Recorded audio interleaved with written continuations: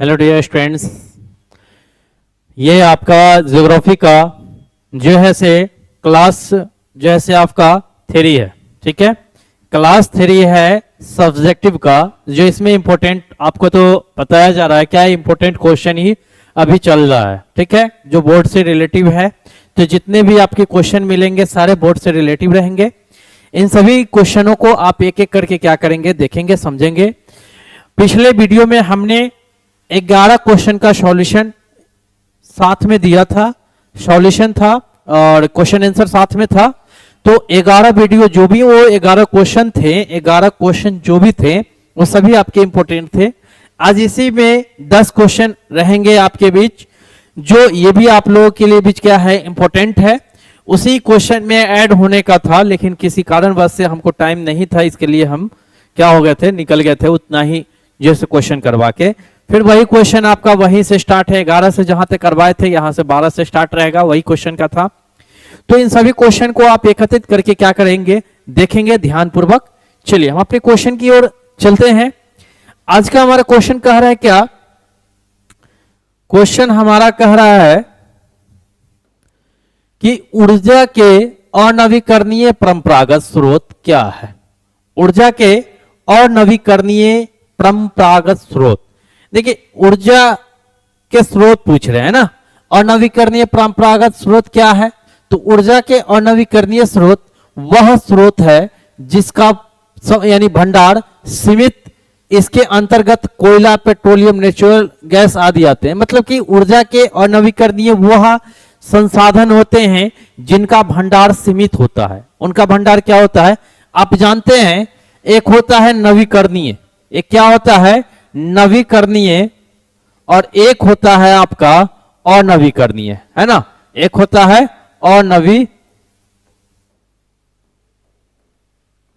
अनवीकरणीय, दो होते हैं ऊर्जा के स्रोत जो होते हैं, कितने होते हैं, नवीकरणीय और अनवीकरणीय होते हैं।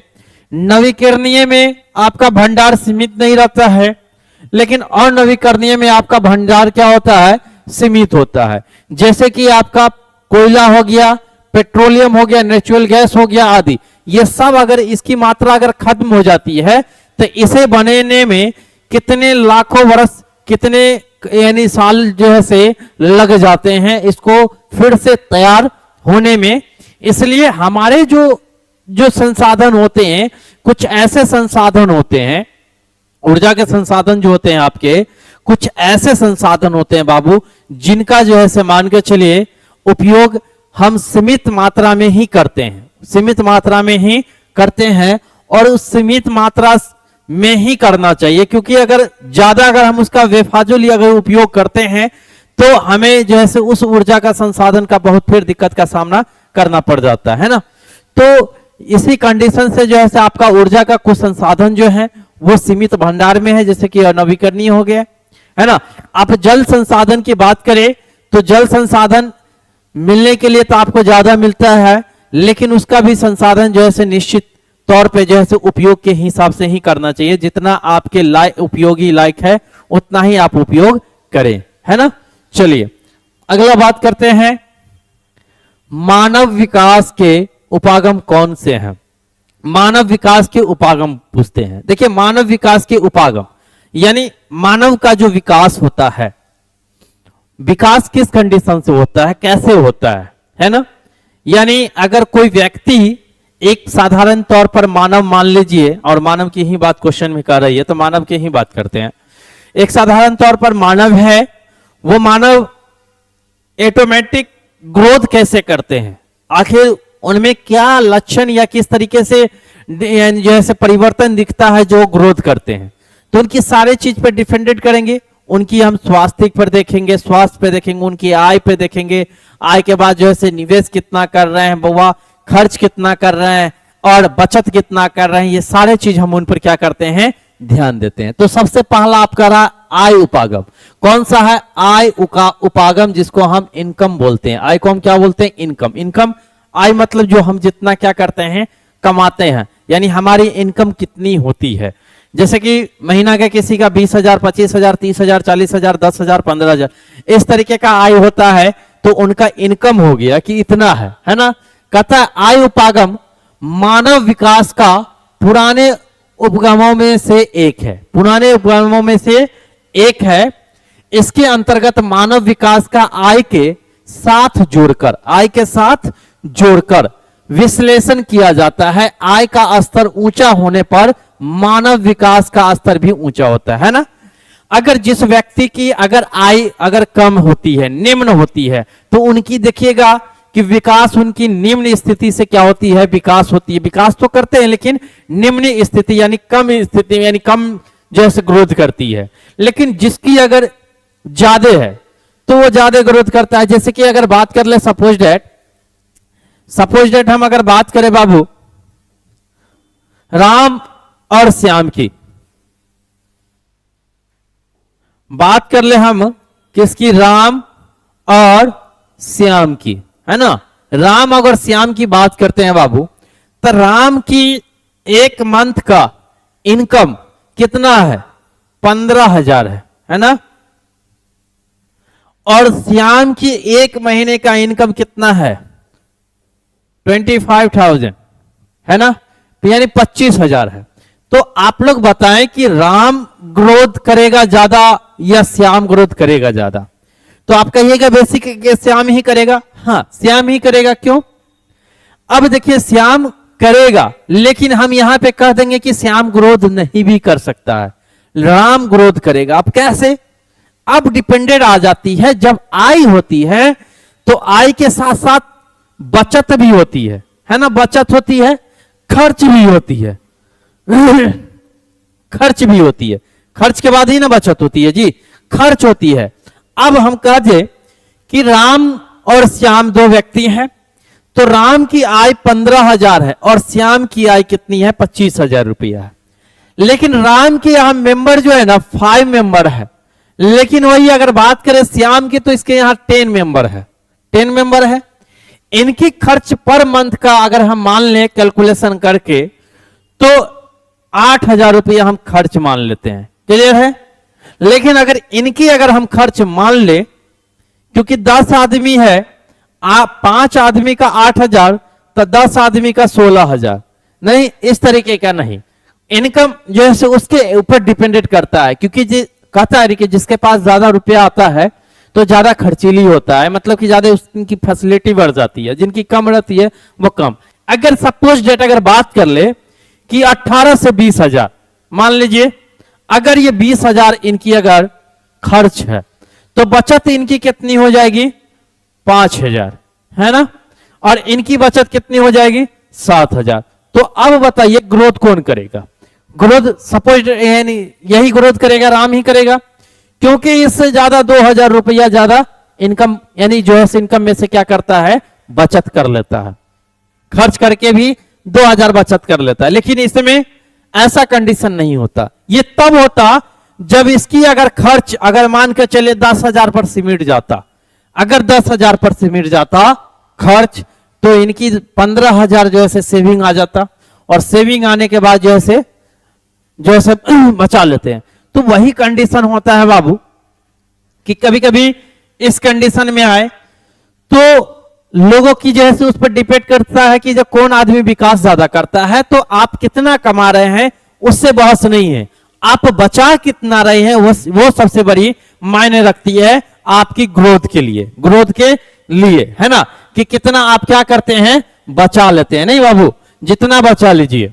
अगला कहता है दूसरा क्षमता उपागम। क्षमता उपागम में कहता है इसमें मानव का संसाधनों के क्षेत्र में पहुंच बढ़ने से, संसाधनों के क्षेत्र में पहुंच बढ़ने से उनके क्षमताओं का निर्माण भी बढ़ जाता है। क्षमताओं का निर्माण भी क्या हो जाता है, बढ़ जाता है। कहता है संसाधनों के पहुंच में, मतलब कि कोई अलग अलग प्रकार के संसाधनों की पहुंच यानी खोज कर रहे हैं या बना रहे हैं, उसका आविष्कार कर रहे हैं, तो उसमें क्षमताओं के जैसे निर्माण में जैसे भी बढ़ जाता है। जो मानव की कुंजी होती है, क्षमता उपागम का संबंध प्रोफेसर अमर्त्य सेन से है, जो एक अर्थशास्त्री थे। कि किससे था बाबू, प्रोफेसर अमर्त्य सेन से है। क्षमता उपागम का संबंध जो है से प्रोफेसर अमर्त्य सेन से है, जो एक आपका क्या था, अर्थशास्त्री था। इन्होंने ही बताए थे कि क्षमता उपागम का कहानी कि क्षमता का उपागम का जो है, अगर हम संसाधन के क्षेत्र में अगर पहुंच जाते हैं तो उस कंडीशन से भी मानव क्या कर सकता है, डेवलप कर सकता है या अपनी इकोनॉमी अच्छा बढ़ा सकता है ना। क्षेत्र में जैसे कि आप कोई भी चीज है, कोई भी संसाधन है, उसको वहां से ला करके आप उसको क्या कर दे, मार्केट में लाके अच्छा से रेट में क्या कर दे, बेच दे, है ना, ये कंडीशन है। उसके बाद अगला कहता है आपका कल्याण उपागम। कल्याण उपागम कहता है यह मानव स्वास्थ्य, शिक्षा, सामाजिक सुरक्षा इत्यादि बुनियादी ढांचा पर सरकारी खर्च का तर्क देती है। ये बताए थे आपको कि विकास आपका इस कंडीशन से भी होता है जो हमारे शरीर पर क्या डिफेक्ट होती है, नहीं है तो हमारी स्वास्थ्य किस तरीके का है उस पर भी करता है। अगर आप महीने का 50,000 कमा रहे हैं बाबू और 40 से 45 हजार आप डॉक्टर को ही दे रहे हैं महीने का, या 30 से 40 हजार महीने का डॉक्टर को ही दे रहे हैं, तो आपके पास फिर बचेगा क्या, है ना। तो डिपेंडेंट आपका स्वास्थ्य पर भी, शिक्षा पर भी डिपेंड करता है कि आप शिक्षित है, उस पैसे को कहां इन्वेस्ट कर रहे हैं, सही जगह लगा रहे हैं या नहीं लगा रहे हैं। ये आपका सामाजिक सुरक्षा, समाज से आप बचे हुए हैं कि नहीं है, ये सारे चीज जो है बुनियादी ढांचा पर सरकारी खर्च तर्क देती है ना। उसके बाद कहता है आधारभूत आवश्यकता उपागम।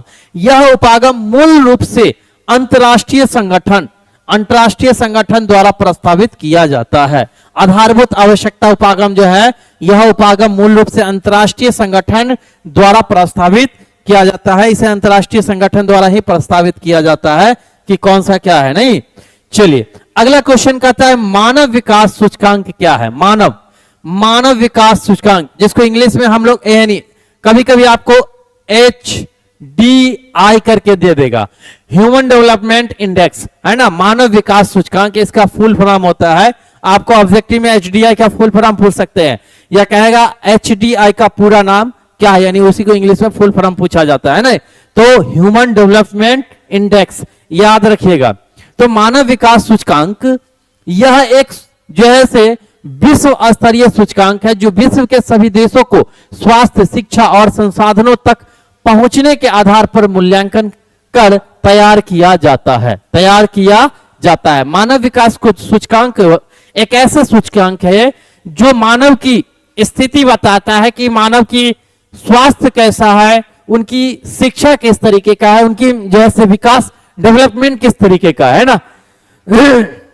ये एक सूचकांक है, ये एक HDI एक क्या है आपका सूचकांक है जो मानव की यानी विकास का, सीधे कहिए तो विकास की जो है से बताता है कि वो किस तरीके से डेवलप कर रहा है, किस किस पर, स्वास्थ्य, शिक्षा और संसाधनों तक पहुंच के आधार पर मूल्यांकन किया जाता है ना। उसके बाद HDI से यह पता चलता है कि विश्व में कौन देश विकसित, विकासशील तथा अविकसित है ना। ये HDI से ही पता चलता है कि विश्व का कौन सा देश, क्योंकि विश्व को आगे बढ़ाने का काम कौन करते हैं, मानव, है ना। मानव ही विश्व को आगे बढ़ाने का काम करते हैं। तो मानव डेवलपमेंट, अगर मानव जो है अगर विकास करते हैं तो उस समाज का विकास होता है, उस देश का विकास होता है, उस राज्य का यानी उस देश का विकास होता है, तो विश्व में उस देश को नाम जाना जाता है ना। तो यहां पे जो है इस कंडीशन क्या किया जाता है, तो आपका मेन जो होता है मानव में विकास जो होता है वो शिक्षा पर, स्वास्थ्य पर और संसाधनों तक। हमारे जो है सो देश में कौन कौन से संसाधन उपयोगी में हैं और कौन कौन से संसाधन जो ज्यादा डेवलप कर चुके हैं, है ना, संसाधन तक पहुंच चुके हैं, और ये संसाधन ज्यादा एक देश से दूसरे देशों में, कई देशों में उसकी मांग है, तो इससे जो है पता किया जाता है। तो ये जो अगर संसाधन हमारे देश में अगर बनते हैं, दूसरे देश में अगर जाते हैं, तो उससे हमारे देश की विकास होती है ना। तो यही जो है इसको सूचकांक होता है। अगला कहता है कि HDI में उस देश को उच्च श्रेणी मिलती जिस देश का GDP, यानी GDP का फुल फॉर्म होता है ग्रॉस यानी ग्रॉस डोमेस्टिक प्रोडक्ट, शिक्षा, स्वास्थ्य आदि के स्तर पर प्रभावशाली अच्छा हो, है ना। HDI आपका शिक्षा, स्वास्थ्य और यानी जैसे आदि जैसे स्तर जैसे प्रभावशाली अच्छा हो। HDI का स्कोर कितना होता है बाबू, 0 से 1 के मध्य होता है, 0 से 1 के मध्य होता है। जैसे 2019 में भारत की GDP जो थी वो 0.645 स्कोर प्राप्त हुआ था, GDP, है ना, भारत की कितना 2019 में, क्लियर है। तो 0 से 1 के मध्य में होती है, उस देश की विकास सही होती है। आज भारत देश भी विकासशील देश में गिने चुने जाते हैं, है ना। चलिए अगला क्वेश्चन कहता है क्या, मानव एवं विकास एवं सतत पोषणीय विकास में अंतर बताइए।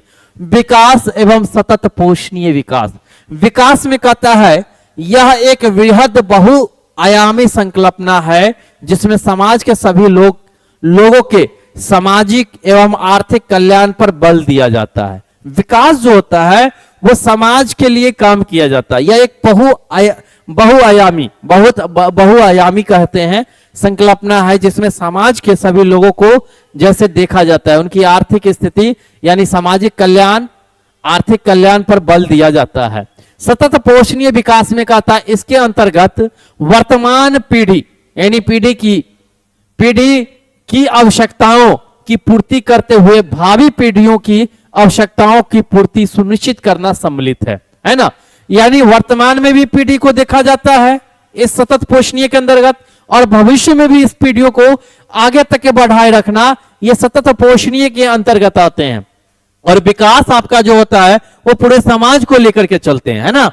अगला कहता है इसमें संसाधनों के संरक्षण पर जैसे विशेष ध्यान नहीं दिया जाता है। संसाधनों के संरक्षण पर विशेष ध्यान नहीं दिया जाता है। इसमें संसाधनों की गुणवत्ता और सतत उपलब्धता पर जैसे बनाए रखने पर विशेष ध्यान दिया जाता है। इसमें जो संसाधन बनते हैं सतत पोषणीय में, उनकी गुणवत्ता और उनकी उपलब्धता, जो उनकी खासियत क्या है वो उस पर विशेष ध्यान दिया जाता है, लेकिन विकास वाला में उतना ध्यान नहीं दिया जाता है। यह एक परंपरागत संकल्पना है। यह क्या है? परंपरागत संकल्पना है, एक या दो सत्तेसर, है ना। इस तरीके से परंपरागत संकल्पना है। यह संसाधन की पर्यावरण जो है हितैषी एवं नवीन संकल्पना है। यह पर्यावरण का संसाधन एवं हितैषी नवीन जो है से आपका संकल्पना है। तो ये क्वेश्चन आप याद कर लीजिएगा, क्वेश्चन आपका पूछा जाएगा। क्लियर है? चलिए अगले क्वेश्चन आपका कहा जा रहा है क्या, भारत में सड़क तथा रेल परिवहन एक दूसरे के पूरक है, स्पष्ट करें। अच्छा, भारत में सड़क कहता है कि सड़क तथा रेल परिवहन एक दूसरे के पूरक है, स्पष्ट करें, पूरक है। तो आप जानते हैं कि यानी जैसे सड़क पर जो रेलगाड़ियां तो पटरी पर चलती है, सड़क पे गाड़ियां चलती है ना। सड़क पर क्या करती है? गाड़ियां चलती है, और रेल पे सिर्फ जैसे पटरियों पर रेलगाड़ी चलती है। तो रेलगाड़ी जहां आपका 1 घंटा का रास्ता होता है, गाड़ी से आप 1 घंटा जाते हैं उस जगह पर आपको रेलगाड़ी 10 मिनट में पहुंचाता है। कंडीशन क्या है? उसको सिग्नल मिलता जाता है, वो चलते रहता है। लेकिन रेल यानी सड़क पर जो गाड़ी चलती है उनको इधर भी देखना है, उधर भी देखना है, कोई इधर से गाड़ी मिस्टेक ना करे, इधर से ना करे, और कहीं जाम लग गया तो वो भी दिक्कत है ना। तो इस तरीके का कंडीशन उनके अंदर होती है। तो यहां पे कह रहा है कि सड़क तथा रेल परिवहन एक दूसरे से पूरक है। सही बात है। अब कैसे हैं बताते हैं। सड़क परिवहन घर तथा रेलवे स्टेशन के बीच एक जोड़ है। सड़क परिवहन जो है वो घर तथा रेलवे स्टेशन के बीच एक क्या है? जोड़ है, क्योंकि यह घर घर सेवाएं उपलब्ध कराता है। सड़क परिवहन, अगर आप ट्रेन पकड़ने भी जाते हैं तो सड़क से ही होकर के जाते हैं, ना कि पटरी पकड़ के आप ट्रेन पर चले जाते हैं। नहीं, ऐसा तो नहीं होता है पटरी पकड़ के आप घर जाते हैं जी, नहीं। पटरी जो है रेल लाइन की जो पटरियां होती है वो आपके सीधी मार्ग में जाती है, और वो सिर्फ जो है एक नगर से दूसरे नगर को जोड़ने का काम करती है, ना कि आपके घर का जोड़ने का काम करेगी। लेकिन सड़क जो होती है वो आपका एक घर से दूसरे घर, आपकी गली जो है गलियों को जो है क्या करती है? स्पर्श करती है, वहां घर तक आपको पहुंचाने का काम करती है। दूसरा कहता है सड़क परिवहन खेतों तथा कारखानों को रेलवे स्टेशन से क्या करता है? जोड़ता है। रेलवे स्टेशन से जोड़ता है, लेकिन रेलवे स्टेशन ऐसा नहीं करता, खेत परिवहन में नहीं जोड़ता है ना। दूरवर्ती स्थानों पर से जाई जाने वाली वस्तु स्टेशन तक ट्रकों में लाई जाती है। स्टेशनों तक ट्रक में क्या की जाती है?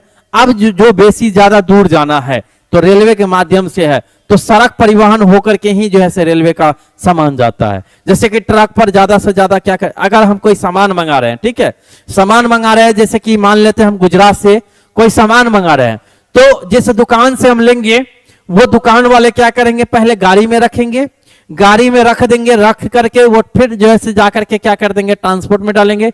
ट्रांसपोर्ट रेलवे स्टेशन के ट्रांसपोर्ट पर डालेंगे और वहां से जो है वो क्या करते हैं रेलवे में डालते हैं, तब जाकर के वो फिर हमारे पास आता है। वो भी जहां आपका नजदीकी स्टेशन होता है वहां पे लाता है, फिर वहां से गाड़ी से लेकर के ट्रांसपोर्ट या आपके घर तक पहुंचा दिया जाता है। इस तरीके से होता है। तो रेलवे लाइन को सड़क लाइन क्या होती है, ज्यादा उपयोगी होती है, क्योंकि सड़क लाइन सबसे ज्यादा उपयोगी होता है, इसलिए क्योंकि वो हमारे घर से रेलवे लाइन को हर जगह को सड़क लाइन क्या करती है, जोड़ती है और एक स्थान से दूसरे स्थान पहुंचाती है। रेलवे लाइन जो है से उतना नहीं करती है ना, तो स्टेशन तक लाई जाती है।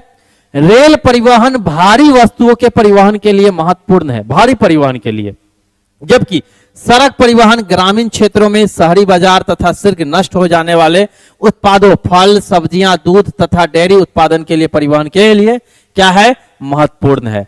रेल परिवहन जो होता है ना, वो दूर चीजों के लिए ज्यादा जो है उपयोगी है, भारी चीजों के लिए ज्यादा क्या है, उपयोगी है। जबकि सड़क जो है से सड़क आपका ग्रामीण परिवहन के लिए है, शहरी बाजार के लिए है, बाजार के लिए है, जो बाजार तक जाते हैं ना, फल, सब्जियां, दूध, डेयरी, ये सब जो है से कच्चे सामान के लिए ज्यादा सही, रोड के लिए से सही है। अगर आप ट्रेन में आज दूध भेजिएगा तो कल पहुंचेगा जी, फिर वहां से छूटेगा तो जाकर के 2 दिन बाद मिलेगा, तो खराबे ना हो जाएगा दूध, है ना, इसलिए ज्यादा दूर तक के इसका सप्लाई उतना नहीं हो पाता है। चलिए ठीक है, अगला क्वेश्चन देखिए, कहता है गैर परंपरागत ऊर्जा स्रोतों का वर्णन करें। गैर परंपरागत ऊर्जा के स्रोत कौन कौन से? ऊर्जा के गैर परंपरागत स्रोतों में पवन ऊर्जा, सौर ऊर्जा, ज्वारीय ऊर्जा, परमाणु ऊर्जा, बायोगैस, भूतापीय ऊर्जा आदि को शामिल किया जाता है। ये सभी जो है से गैर परंपरागत क्या है, स्रोत है। ऊर्जा के गैर परंपरागत स्रोत नवीकरणीय होते हैं। क्या होते हैं? नवीकरणीय होते हैं, तथा इन स्रोतों से पर्यावरण प्रदूषण भी कम होता है। इन स्रोतों से पर्यावरण प्रदूषण कम होता है और नवीकरणीय नष्ट होने के बाद फिर से उसे पुनः प्राप्त कर लिया जाता है ना। तो ये आपका जैसे पवन ऊर्जा हो गया ना, सौर ऊर्जा, सौर ऊर्जा जानते हैं ना, जो सूर्य से ऊर्जा क्या होती है, प्राप्त होती है। देखते हुए लाइट खत्म हो जाती है, चार्जिंग खत्म हो जाती है, फिर पुनः कल रखिए, फिर चार्ज हो गया, फिर यूज कीजिए, है ना। ज्वारीय ऊर्जा होता है, परमाणु ऊर्जा होता है, बायोगैस होता है, भूतापीय ऊर्जा होता है। ये सारे ऊर्जाएं नवीकरणीय स्रोत हैं, यानी इसको ऊर्जा का गैर परंपरागत स्रोत कहा जाता है। और एक परंपरागत स्रोत होता है जिसको हम ज्यादा से ज्यादा क्या करते हैं, उपयोग में लाते हैं, है ना। तो इस शामिल किया जाता है। ऊर्जा के गैर परंपरागत स्रोत नवीकरणीय होते हैं तथा इन स्रोतों से पर्यावरण प्रदूषण भी कम होता है। इनसे पर्यावरण प्रदूषण भी कम होता है। आप सूर्य से अगर कोई भी चीज अगर चार्ज कर रहे हैं तो वहां पे आपका जो है किसी चीज का जो है प्रॉब्लम, डिफेक्ट नहीं हो रहा है ना। इन स्रोतों के उपयोग से परंपरागत स्रोतों के समाप्त होने का खतरा भी कम हो जाएगा। खतरा भी क्या हो जाता है, कम। परंपरागत स्रोत जो हमें बार बार उस स्रोत का उपयोग करते हैं, यानी उसका जो है पर्यावरण में डिफेक्टिव ना हो, ये इस कंडीशन से पर्यावरण पर कोई खतरा भी नहीं उत्पन्न होता इन सभी स्रोतों से। ऊर्जा के गैर परंपरागत स्रोतों का उपयोग पिछले कुछ वर्षों से किया जाने लगा है तथा इनके उपयोग में निरंतरता वृद्धि हो रही है, वृद्धि हो रही है ना, वृद्धि हो रही है। तो इस तरीके से गैर परंपरागत स्रोत हैं, जिनमें कुछ है तो आपको ऑप्शन में भी पूछ सकते हैं कि इनमें से कौन सा गैर परंपरागत स्रोत है। तो याद रखें ये सभी जो है आपका गैर परंपरागत स्रोत है, और जो नहीं होगा उसका आंसर मार दीजिएगा कि कौन नहीं है। क्लियर। अगला क्वेश्चन कहता है कि भारत में जल संसाधन की कमी के लिए किन्हीं 3 उत्तरदायी कारकों की व्याख्या करना है। अच्छा, भारत में जो जल है वो पर्याप्त मात्रा में जल है, पर्याप्त मात्रा में जल है। तो ये जल जो है से क्या, ये जल एक संसाधन है और जल खत्म भी होती है ना। खत्म होने के बाद इन्हें पुनः प्राप्त नहीं किया जा सकता, इन्हें प्राप्त करने के लिए कई समय लग जाएंगे। लेकिन अभी जो कुछ मात्रा में जो आपके पर्याप्त मात्रा में है, इसलिए ना खत्म हो जाता है तो आपको पता नहीं चलता है। लेकिन वहां जाके देखिए, उस देश में जाके देखिए जिस देश में जल की कमी हो, जिस देश में जल की कमी हो, वो देश में जल को किस तरीके से उपयोग करते हैं। जिस तरीके से आप पेट्रोल का उपयोग करते हैं ना, कि समय के साथ जितना हमें उपयोग उतना ही, बस उसी तरीके से वो पेट्रोल के तरह पानी का उपयोग करते हैं। उनको जितना जरूरत है उतना ही क्या करते हैं, उपयोग करते हैं। कहता जल ही क्या है, जीवन है, और जल के बिना इंसान रह भी नहीं सकता है। जल तो जिंदगी के लिए चाहिए ही चाहिए। चाहे जैसे अगर हम खाना 2 दिन ना खाए तो चलेगा, लेकिन हमें जल तो चाहिए। जिंदगी रहने के लिए जल चाहिए। इसलिए किसी ने बहुत ही अच्छे कहे हैं कि जल ही क्या है, जीवन है। जल के बिना जीवन क्या है, अधूरा है। चलिए देखते हैं जल संसाधन की कमी के कारण क्या होता है। तेजी से बढ़ती जनसंख्या, बढ़ती आबादी के कारण, है ना। देखिए जल संसाधन की कमी किस तरीके से होता है, कमी जो होता है जल संसाधन की कमी कैसे होती है। तो तेजी से बढ़ती जनसंख्या, जनसंख्या जब बढ़ेगा तो जल ही नहीं, बहुत सारे ऐसे संसाधन है जिसकी मांग बढ़ेगी, है ना। उस संसाधन की मांग बढ़ेगी, उस संसाधन की मांग बढ़ेगी तो संसाधन में कमी आएगी। वो संसाधन में क्या आएगी, कमी आएगी। तो कमी आएगी तो फिर क्या होगा, उसको पुनः जैसे अगर मार्केट में रखा जाए तो मार्केट क्या होगा, यानी जो ऐसे संसाधन की जो ऐसे रेट क्या हो जाएगी, बढ़ेगी। रेट क्या होगी, बढ़ेगी। रेट बढ़ेगी तो लोग जो है क्या करेंगे, जैसे सीमित समय तक के क्या करेंगे, खरीदेंगे और उपयोग करेंगे। जैसे कि अगर उदाहरण तौर पर अगर हम बात करें तो इस समय में, इस समय के आसपास जो ठंड मौसम में होता है या किसी भी मौसम के तौर पर आपका जो है कभी एक संसाधन की बात करें, जैसे कि प्याज की अगर बात करें तो प्याज का रेट कभी भी आपका हाई हो जाता है। जैसे ही अगर 10 रुपए 20 रुपए 15 रुपए अगर बिक रहा है तो लोग महत्व नहीं जानता है, उसका रेट जो है उपयोग जैसे एक से अधिक करने लगता है। यानी खर्च एक प्याज का वहां पे खर्च करेंगे 5 प्याज, है ना। और जैसे ही उस प्याज का रेट बढ़ गया, यानी 40 से 50 हो गया, 50 से 100 के बीच आया, 100 आया, तो कितना तो घर में लोग प्याज भी नहीं बनाते, नहीं डालते हैं सब्जी में, कहता है बिना प्याज का ही बन जाएगा। जो पहले 55 प्याज डाल करके सब्जी बनता था, टेस्ट बोलता था कि बिना प्याज का टेस्ट ही नहीं होगा, है ना। अब 100 रुपया होने के बाद कहता है कि बिना प्याज का भी टेस्ट हो सकता है। तो लोग जरूरत से ज्यादा जो है किसी भी संसाधन का उपयोग करने पर यही होता है। तो कहता है ना कि संसाधन में जैसे आपकी जैसे बढ़ती मांग, जैसे बढ़ती मांगों को लेकर के आप उस हिसाब से उपयोग में लाएं। जैसे कि अगर आपको एक जहां पे एक चीज का खपत है तो एक ही चीज का खपत करें, वहां पे 2 खपत ना करें, है ना। अब ऐसा तो नहीं है कि पेट में अगर हमको चाहिए 2 गिलास पानी तो हम जबरदस्ती पी रहे हैं 5 गिलास, ऐसा कोई नहीं करता, ऐसा कोई नहीं। जितना जरूरत है हमारे पेट में उतना ही लेते हैं, लेकिन हाँ उसको हम ध्यान कर देते हैं, 5 गिलास लेकर के 2 गिलास पीते हैं, 3 गिलास से कुल्ली करते हैं, फेंकते हैं। तो ये हमारा जो है व्यर्थ खर्चा हो गया, व्यर्थ क्या हो गया, खर्च हो गया। तो इन सभी खर्चों पर क्या करते हैं, ध्यान देते हैं। तो संसाधन की कमी सबसे नंबर 1 पॉइंट आती है, जनसंख्या जैसे बढ़ती है तो बढ़ती हुई जनसंख्या सबसे नंबर 1 पे आ जाती है, संसाधन में कमी, ठीक है। दूसरा कहता है आपका कि प्रदूषण, तेजी से बढ़ते शहरीकरण और औद्योगिकरण से जल निकास प्रदूषित हो जाता है ना। अगर प्रदूषण तेजी से बढ़ेगा, दूसरा कंडीशन आ गया प्रदूषण। प्रदूषण अगर तेजी से बढ़ेगा, प्रदूषण किस तरीके से बढ़ता है, प्रदूषण आपका शहरीकरण से, औद्योगिकरण से, जहां बड़ा बड़ा फैक्ट्रियां होती है तो उनकी जो कचरे निकलते हैं वो नदी के लिंक से जाते हैं तो वो जैसे गंदे हो जाते हैं ना, गंदे हो जाते तो वो उपयोग लायक नहीं होते हैं। पहले के लोग जैसे नदी, नहर, कुआं का पानी जो है पीते थे, अभी आप लोग को चाहिए बिस्लेरी का पानी, नहीं, और एकदम साफ सुथरा पानी चाहिए। अब नदी कुआं का कहेगा कि जो खराब होता है, कल का पानी का तो बेस्वाद हो गया है, नहीं। लेकिन पहले सोचिए कि पहले के लोग जैसे नदी का पानी निकाल करके ले जाते थे पीने के लिए, है ना। चलिए, तो बढ़ती हुई यानी प्रदूषण से हो जाता है, शहरीकरण और औद्योगिकरण से जल निकाय प्रदूषित हो जाते हैं। तीसरा कहता है जलवायु परिवर्तन। जलवायु परिवर्तन, जलवायु परिवर्तन से बारिश का पैटर्न अनियमित हो गया है, जिससे नदियों और जलमृतों का पुनर्भवन प्रभावित होता है। यानी नदी, यानी जल कहता है जलवायु परिवर्तन में कहीं कहीं जो है बारिश नहीं भी हो पाता है, कहीं होता है तो उस जगह पर जैसे कई नदियां सूख जाती है, वहां पे जैसे जल का क्या हो जाता है, प्रॉब्लम हो जाता है। कहीं ज्यादा हो जाता है तो बाढ़ ही आ जाता है, नहीं। तो ये कंडीशन है। अगला, रसायन और अपशिष्ट को नदियों में छोड़ना। रसायनों और अपशिष्टों को नदियों, नालों और तालाबों में छोड़ दिया जाता है, जिससे जल जो है गंदगी हो जाती है, प्रदूषित हो जाती है। वो जल जो है आपके उपयोग के लायक नहीं होते हैं, फेंकने लायक हो जाते हैं, तो उस जल का हम उपयोग नहीं कर पाते हैं। तो इसमें भी क्या होती है, कमी हो जाती है। तो भारत में जल किस कंडीशन से, भारत में जल संसाधन की कमी किस कंडीशन से होते हैं, आप समझ गए।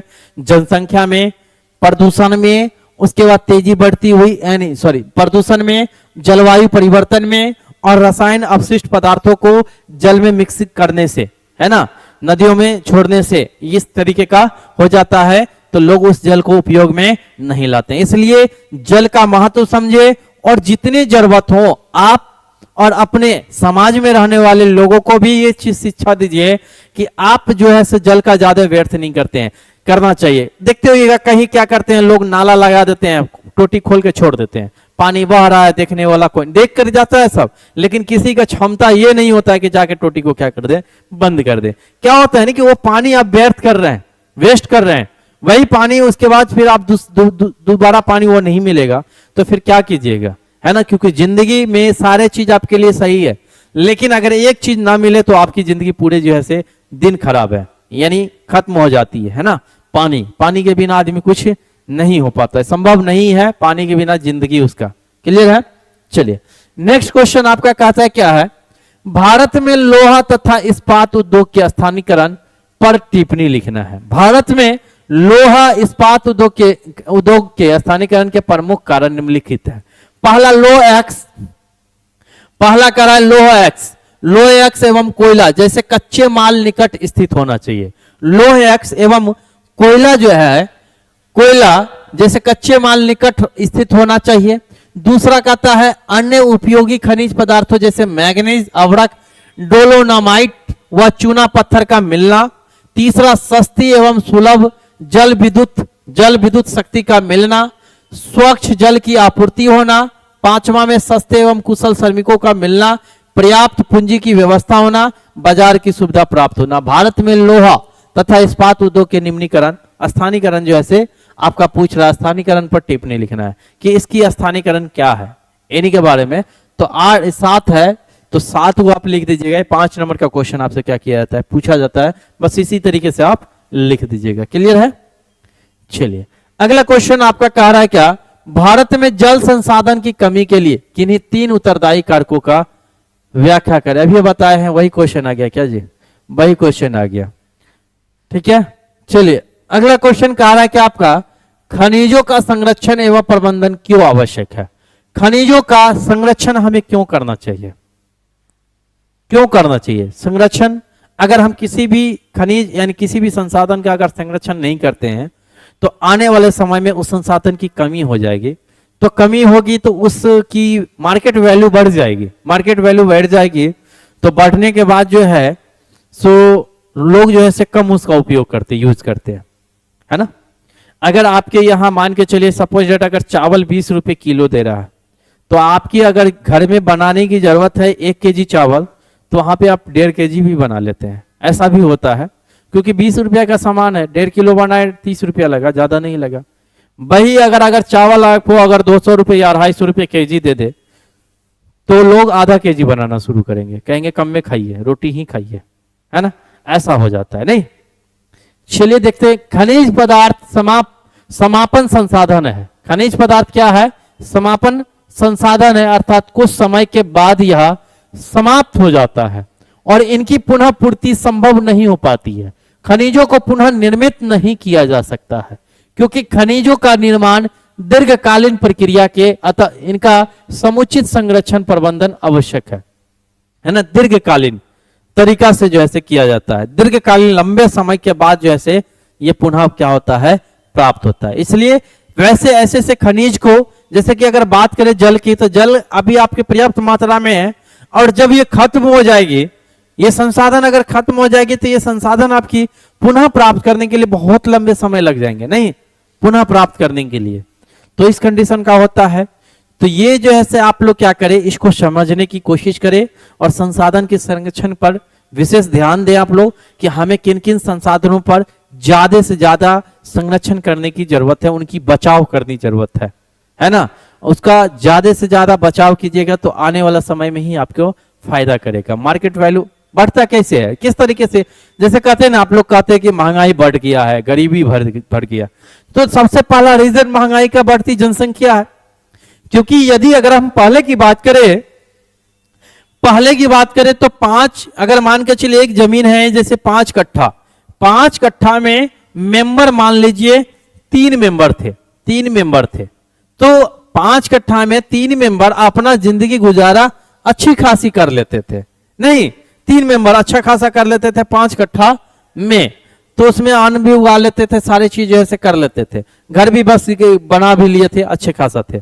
अब वही 5 कट्ठा में अब जो है से मेंबर हो गया, कितना हो गया जी, बढ़ करके 10 मेंबर हो गया। अभी 10 मेंबर 5 कट्ठा में कैसे पॉसिबल करेंगे? ये स्वतंत्र पूर्वक खाते थे, तो जरूर है कि इनको कष्ट होगा, इनको कष्ट ही होगा, होगा ही होगा, है ना। इसलिए जनसंख्या को कम करें, रोक लगाए नहीं, जनसंख्या एक सरकार का नारा चले ना, हम 2 और हमारे 2, ऐसा हो तो यहाँ पे हमारी संसाधन की भी बचाव हो सकती है, और हम अपने बच्चे को अच्छी परवरिश और अच्छी शिक्षा भी दे सकते हैं, और हम अपने देश को भी विकसित कर सकते हैं, हम अपने देश को भी विकसित कर सकते हैं, अच्छे राह पर अच्छे मार्ग पे ले जा सकते हैं। ठीक है, तो ये सभी जो है संसाधन की जो है आपकी बचाव है, आप कौन कौन से संसाधन की बचाव करना है, ये आपके सोच पे डिपेंड करता है। क्लियर है? तो चलिए आज भर के लिए इतना है, फिर नेक्स्ट वीडियो में हम आपको इसी तरीके से क्या करेंगे, मिलेंगे, और जैसे आज उसके बाद जो है आपका क्लियर हो जाएगा सब्जेक्टिव, कुछ और वीडियो है जिनको लेने के बाद आपका क्लियर हो जाएगा। ठीक है, तो चलिए आज भर के लिए इतना ही।